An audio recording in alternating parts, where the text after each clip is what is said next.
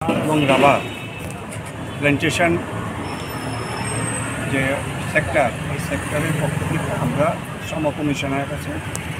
আমরা 7 জনের প্রতিনিধিত্ব আমরা শ্রম কমিশনের কাছে আমরা ডেপুটেশন গিয়েছি। দাবিগুলির মধ্যে অন্যতম হইল ওনার সামনে আসন্ন পূজা, সেই পূজা উপলক্ষে প্রত্যেক চা বাগান এবং রাবার বাগানের যাতে 20% বোনাস দেওয়া হয় এবং শ্রমিকদের কাজ করলে পরে গ্র্যাচুইটি পায়, প্রভিডেন্ট ফান্ড আছে, এগুলি ঠিকমতো দেওয়া হয় না, এগুলি দেওয়া এবং বাসগৃহ যেগুলি করা হয় শ্রমিকদের বাসগৃহ বাগিচা আইনে বলা আছে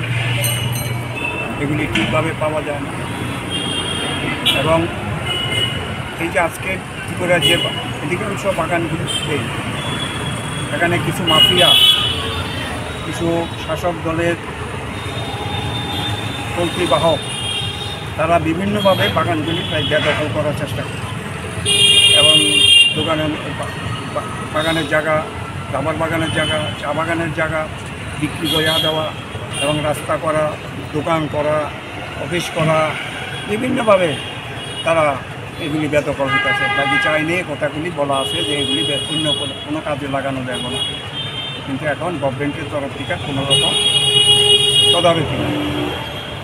শ্রমিকদের আগে